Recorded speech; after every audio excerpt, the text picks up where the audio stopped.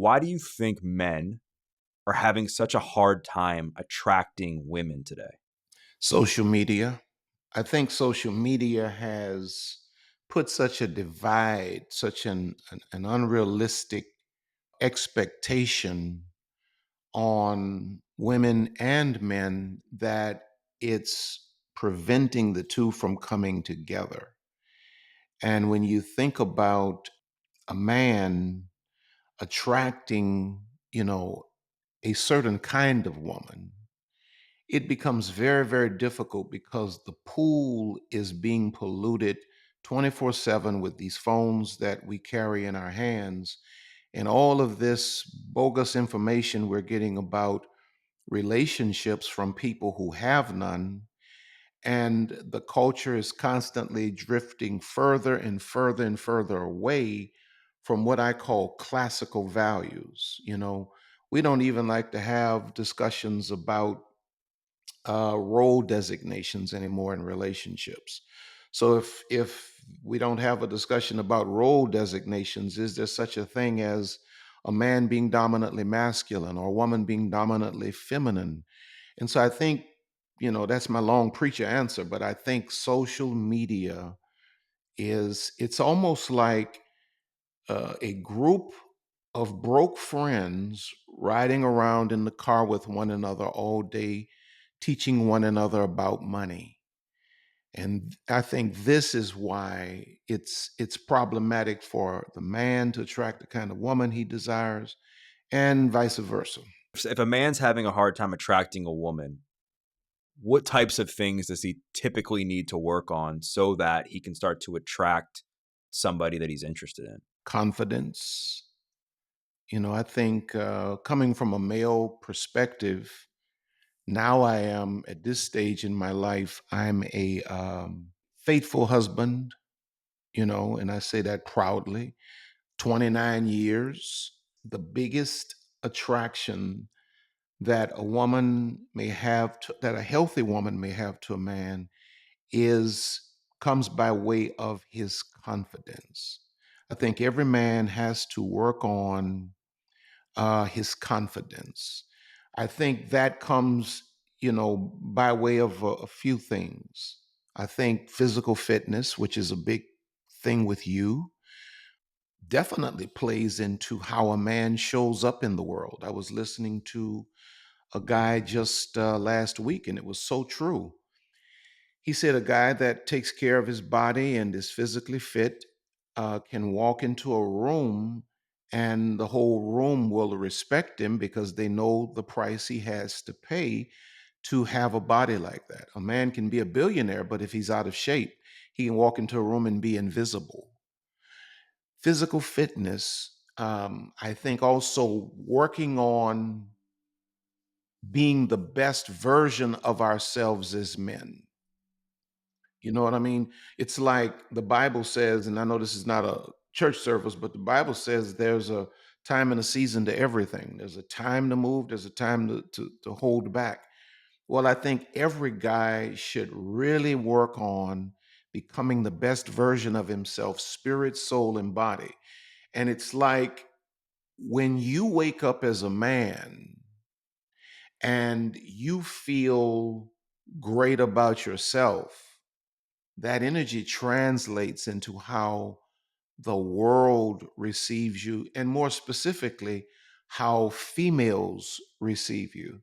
So, don't be the guy that's just desiring women, but be the guy that is constantly working on becoming the best version of yourself, being able to show up in the world where your worthiness is apparent, where people can see it in the fruit of your life, and also becoming oblivious to rejection, because many times the absolute ideal woman, if we're in church, the woman that God has ordained for you may not say yes the first time.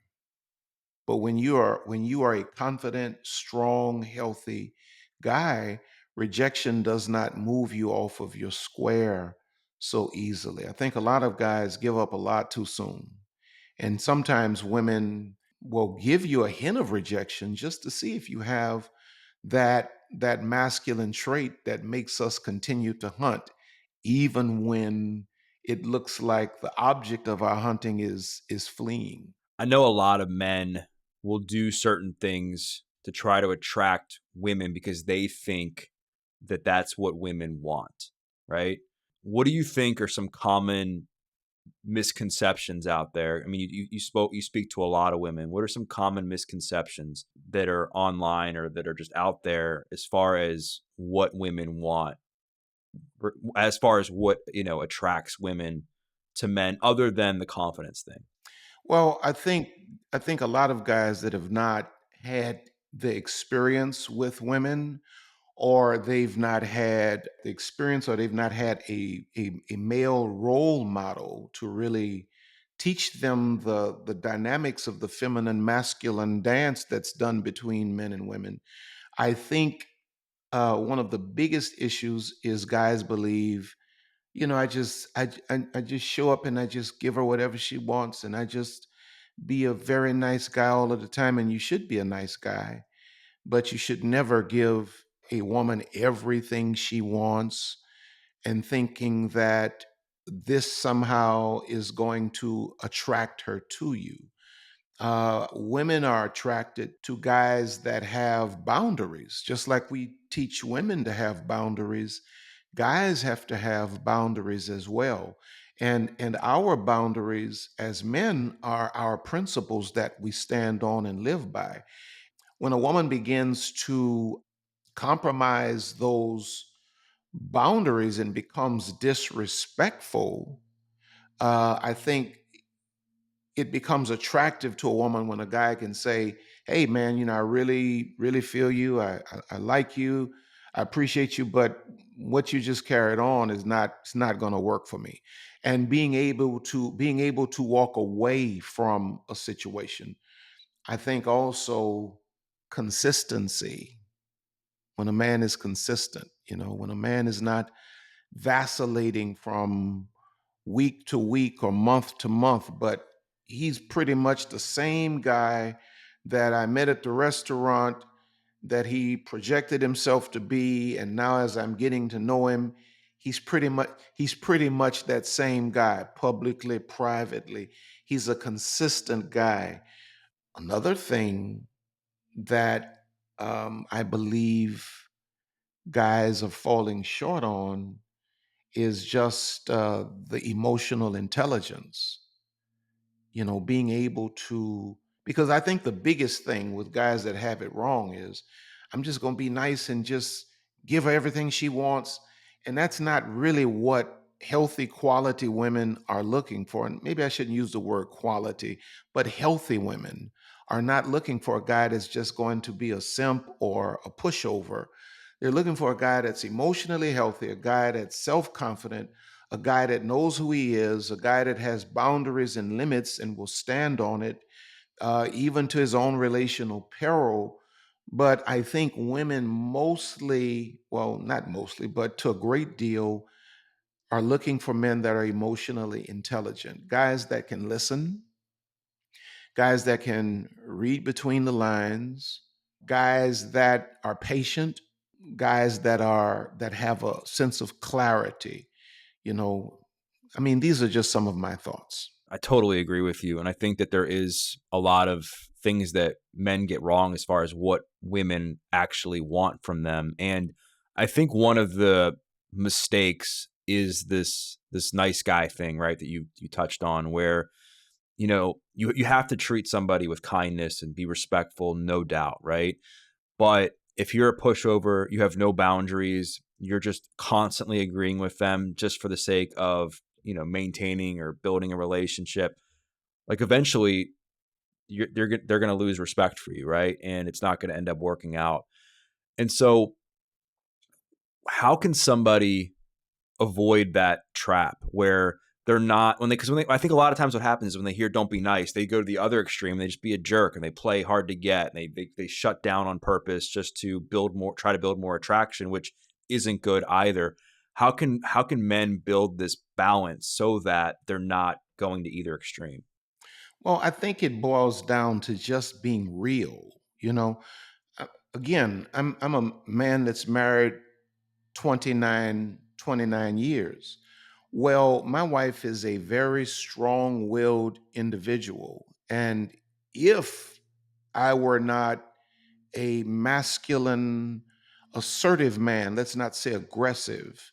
If I were not a masculine, assertive man, even my wonderful little Christian wife of 29 years, who's now a wonderful little grandmother, would have turned me into a pushover. I think it's the natural tendency for a woman to test a man to see if he's going to stand on his square or not. And I think the main way I've been able to maintain the balance is that I was very clear in the beginning of what I wanted from my wife, what I needed from my wife, and what she wanted and needed from me. And so from based on those terms, we developed this relationship. Now within the context of those terms, we laid out some things relative to what's crossing the line, what's disrespect, so forth and so on, so that we don't have to constantly be in this cycle, where we're competing for who's going to be the boss today. You know what I'm saying? She understands my role as a husband because I communicated it. I made it clear. This is what I view myself being in your life. This is what I think a wife is.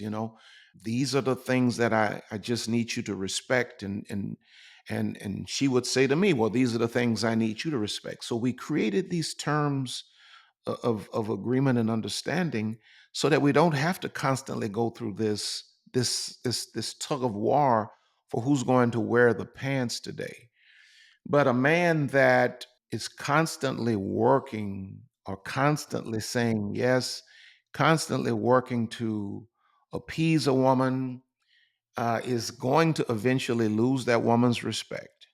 And then what happens is, and I was just kind of dealing with this on some platform of mine, when this very, very nice guy who's bought into this idea that just become a doormat for the woman and just say yes all the time, yes dear, yes dear, yes dear, what happens is the woman will exhaust you with that, and then she will wake up one day and realize she doesn't respect you, because anybody that says yes, yes, yes, yes, yes to someone else all of the time clearly lacks self respect. And any man that shows up with a sense of disrespect for himself, and that's what we're doing, we're disrespecting ourselves, will ultimately be disrespected by his woman. Now his heart is broken. And once his heart is broken because he feels like, I did everything I could, you did everything you shouldn't. Now, because his heart is broken, now he gets angry, he turns to some red pill kind of content, and now he goes from, Mr. Nice Guy to Mr. Terror. And it's like, the war of two extremes, when the reality is we should just be clear and real about what our non-negotiables are, what's disrespectful. We should be able to say to any woman that we're dealing with, I don't like what you just did. I don't like what you just said. We don't have to get aggressive, but we definitely need to be clear and assertive.